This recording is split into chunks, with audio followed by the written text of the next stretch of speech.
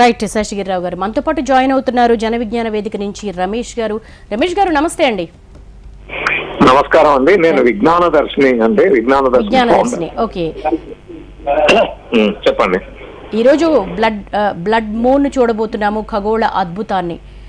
మీకు మొదటి నుంచి తెలుసు, ఇటు శాస్త్రము అలాగే సైన్స్, ఇదొక సైంటిఫికల్ దృశ్యం, ఒక అద్భుతంగా భావిస్తున్నారు. అదే సమయంలో చూడకూడదు, కొంత అరిష్టాలు జరిగే అవకాశం ఉంటుందని ఒక వాదన. మీ వ్యూ ఏంటి? అంటే నా వ్యూ ఏంటి, ఎవరి వ్యూ ఏంటి అనేది కాదు, కానీ సైన్స్ మానవ మేధస్సు గ్రహణాలను ఎలా అర్థం చేసుకున్నది అనేది చాలా ముఖ్యమైన అంశం. గ్రహణం అంటే ఏంది అనేది ముందు మనకు తెలిస్తే మిగతా అనుమానాలకు ఏమన్నా అవకాశం ఉందా ఏంటి అనేది తెలుస్తుంది.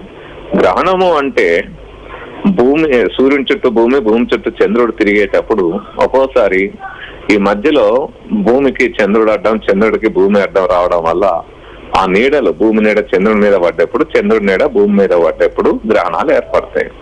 ఈరోజు చంద్రగ్రహణం అంటే భూమి నీడ చంద్రుడి మీద పడ్డం, సూర్యగ్రహణం అంటే చంద్రుడి నీడ భూమి మీద పడ్డం. కాబట్టి ఇప్పుడు భూమి నీడ చంద్రుడి మీద పడుతుంది తప్ప ఇంకా ప్రత్యేకంగా ఏమి జరుగుతుంది? ఏమి జరగదు. ఇక్కడ ప్రత్యేకమైన ఎనర్జీసో, ప్రత్యేకమైన రేడియేషనో, ఇంకేదో వెలువడేది ఏమీ ప్రత్యేకంగా లేదు. కాబట్టి ఇక్కడ అందులో ఏమో జరుగుతుంది అనేది లేదు. కాకపోతే ఏంటంటే ఇప్పుడు జరిగేది చాలా సుదీర్ఘంగా జరుగుతున్న చంద్రగ్రహణం. ఇది అంటే సుదీర్ఘంగా జరుగుతున్న సంపూర్ణ చంద్రగ్రహణం.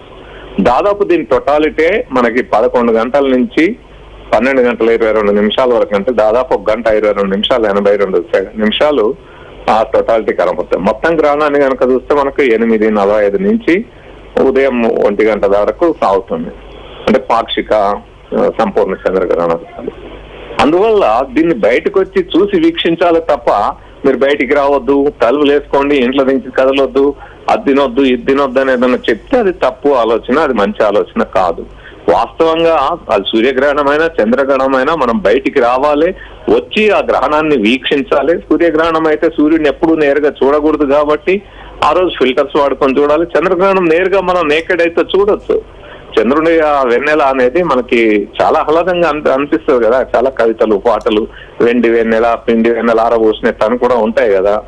సో ఆ విధంగా దాన్ని ఎంజాయ్ చేయాలి, అందులోంచి సైన్స్ నేర్చుకోవాలి.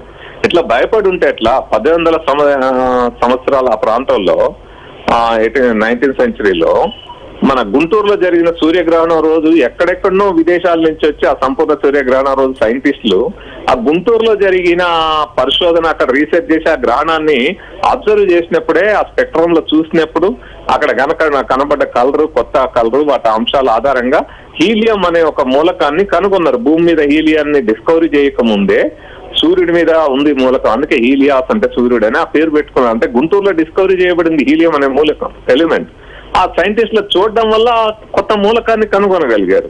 అట్లాగే ఐన్స్టీన్ ఎప్పుడో 100 years బ్యాక్ చెప్పిన ఒక సైన్స్ సూత్రం కూడా, ఆ కాంతి అదేంటి యూనివర్స్ వక్రంగా ఉంటది, ఆ కాంతి కూడా ఆ విధంగా ప్రయాణిస్తుందని చెప్పింది.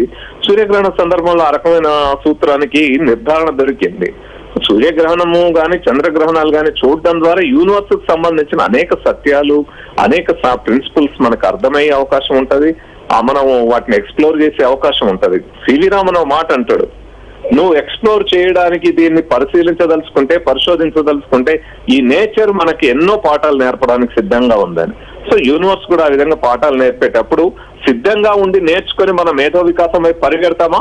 తలుపులు మూసుకొని మన మెదళ్ళకి సంఖ్యలు వేసుకొని మేము ఆలోచించము, మేము నేర్చుకోము, మేము ప్రశ్నించము, మేము చూడము, మేము ఇంట్లోనే ఉంటాం, బయటికి రామని ఉంటామా అనేది ముఖ్యమైన అంశం. కాబట్టి ఇక్కడ మనం బయటికి రావాలి. ఇలాంటి అపోహలు ఏమున్నా కూడా వాటిని బ్రేక్ చేసుకొని బయటికి రావాలి. ప్రపంచం అంతా అదే చేస్తుంది, సైంటిస్టులు అదే చేస్తారు. భారత సైన్స్ అండ్ టెక్నాలజీ విభాగం కానీ, దానికి సంబంధించిన సైన్స్ పరిశోధన సంస్థలు కానీ, ఆ సైన్స్ ప్రచార సంస్థలు కానీ, లేదా వివిధ వాలంటరీ సైన్స్ సంస్థలు కానీ అందరూ దేశవ్యాప్తంగా, ప్రపంచవ్యాప్తంగా చేసేది బయటకు వచ్చి చూసి విద్యార్థులు పరిశోధనలు చేసి ఈ రోజు ఆ గ్రహణాన్ని పరిశీలించడం ద్వారా కొత్త అంశాలను ఆవిష్కరించే ప్రయత్నం చేయమని చెప్తారు. కాబట్టి మేధో వికాసం వైపు మన ప్రయాణం ఉండాలా, మేధస్సుకు సంఖ్యలు వేసుకుని బంధించుకునే వైపు ఉండాలా అనేది ప్రశ్న. సైన్స్ ఇప్పుడు కూడా మేధో వికాసం వైపు ప్రయత్నం చేయాలి. మన మేధస్సు వికసించాలి.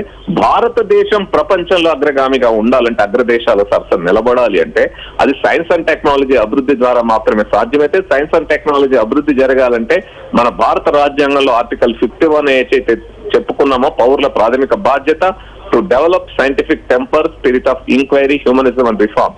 ఆ సైంటిఫిక్ టెంపర్మెంట్ పెంపొందించడం అనేది చాలా ముఖ్యమైన అంశం.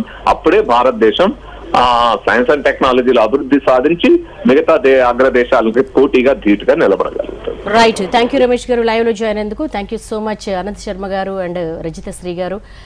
సైన్స్, శాస్త్రం రెండు కూడా మానవ మనుగడకు కావలసినటువంటి మేలు చేసేటువంటి ప్రయోగాలు, అలాగే పరిశోధనలు చేస్తూనే ఉంటాయి. గ్రహణం చూడడం అనేది మంచిదే, కానీ కొన్ని గ్రహాలు, కొన్ని నక్షత్రాలు వాళ్ళు మాత్రం కొంత అప్రమత్తంగా ఉండాలని శాస్త్రం చెప్తోంది. లేదు, చక్కగా చూడాలనుకుంటే చూడొచ్చు అని చెప్పేసి శాస్త్రవేత్తలు చెప్తున్నారు. ఇది వాటి స్పెషల్ డిస్కషన్. నమస్తే.